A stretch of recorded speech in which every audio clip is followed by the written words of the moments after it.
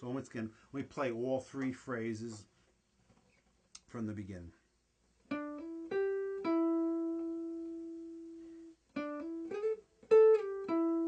Phrase 2.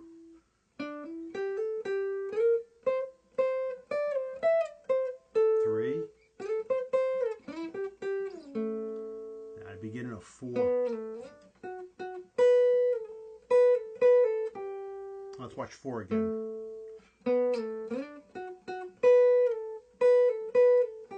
Sometimes I'll change the fingering going up there if I'm sliding back from the second finger or the third.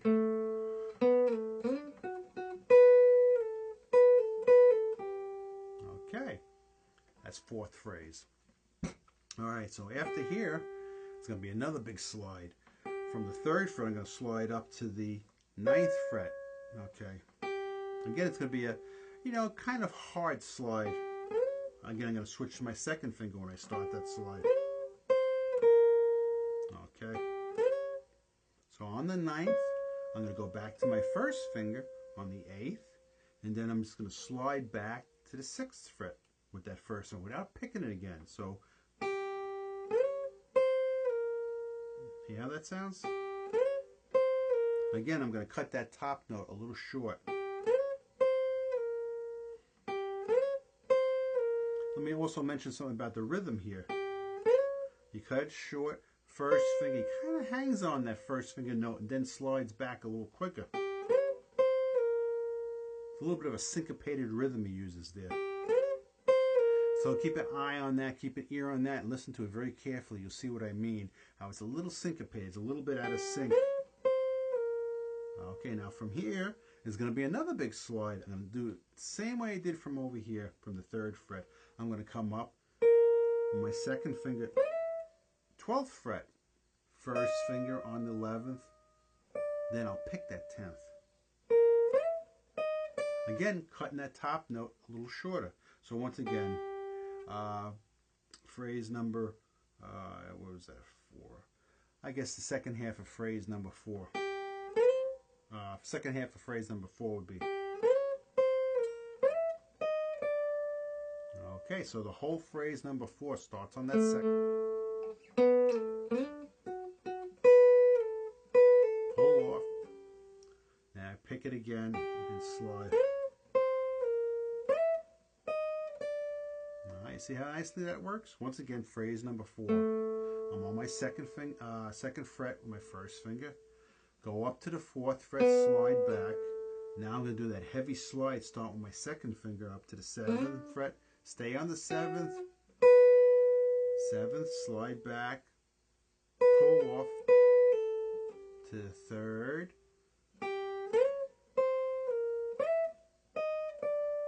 Okay.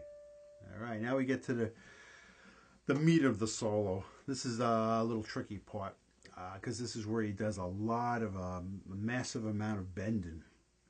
Now we have to decide how we're going to do it. Once again, we're adapting this to the acoustic guitar. So the notes he's playing. Okay. Now the first note, the starting note, is basically an E flat to a D to a C. Now he's bending that E up to that E flat, and the way he's bending it is. It's kind of in between notes.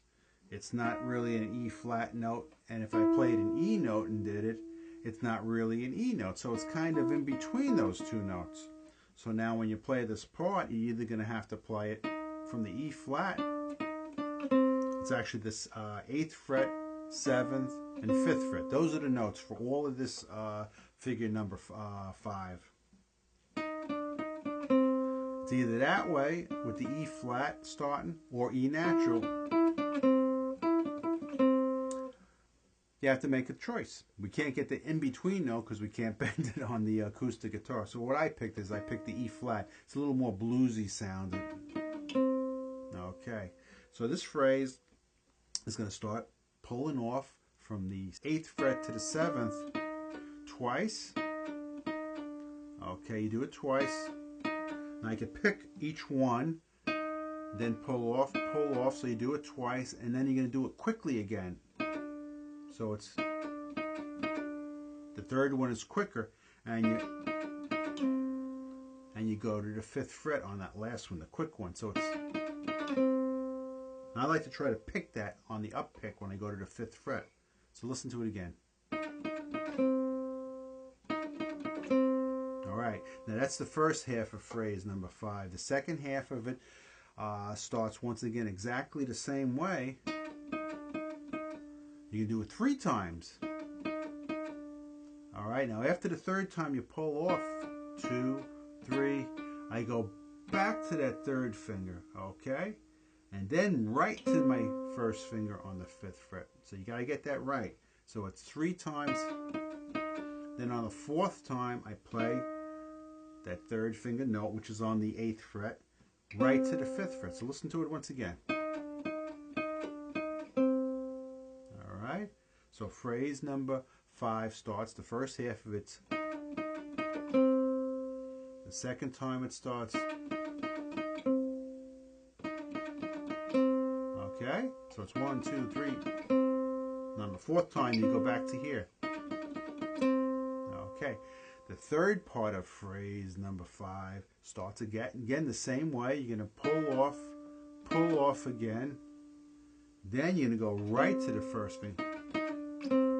All right, it's only twice. Now the second time you pull off to that 7th fret, kind of hang on that note a little bit longer, then to the 1st finger. Okay, so let me play phrase number 5. So it starts off, first part of phrase number 5 is, second part is, all right, you hear that goes, then the last part is, okay, now from the 1st finger on the 5th fret, I'm going to slide up to the 9th fret. Okay, now a lot of times I'll change fingers when I do that slide. You don't really have to keep that 1st finger down. So I'm up to my 9th fret, 1st finger goes to the 10th, actually the 8th. So once again I'll play it from the 3rd part of phrase number 5. Now that slide, I'll change over to my 2nd finger, stay on the 3rd string, slide up to the 9th fret, which leaves my 1st finger on the 8th fret on the 2nd string. All right, then I'm going to go up to the 1st string and do that slide up to the 12th. So from that 1st finger on the 8th fret, I'm going to slide up from the 10th fret to the 12th. So I'll play the last part of phrase number 5. And again, cuts that a little bit short. 8th fret. Now I'm going to go to my 3rd finger right in position. I'm just going to quickly slide up to the 12th fret. All right, so watch phrase number 5.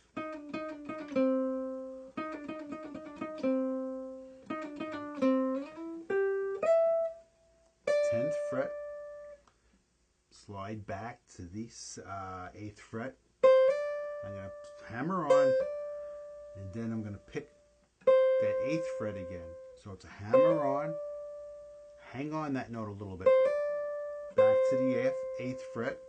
Now I'm going to use my 3rd finger on the 10th fret on the 2nd string, and that ends that phrase. So from phrase 5, it's going to be,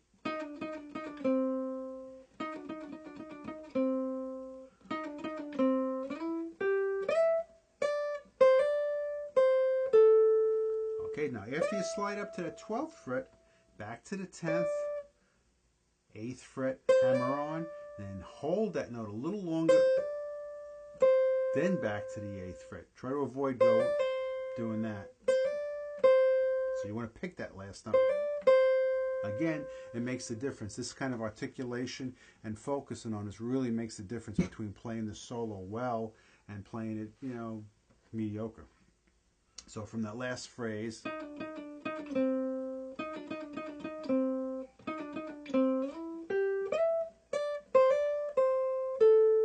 going to go to my third finger on the 12th fret and bend that up so it sounds like the 13th fret. And then release it back to the 12th fret, back to the 10th fret. So that beginning of that last phrase is, and just play chromatically up. Okay, now you can put that tremolo on there also, which sounds really good. So what we did is we went through all 6 phrases. The first phrase was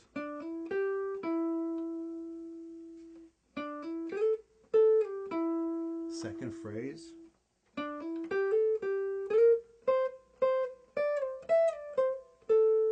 here's the third, fourth,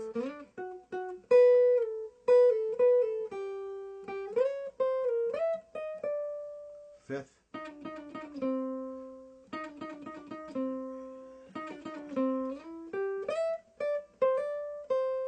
sixth.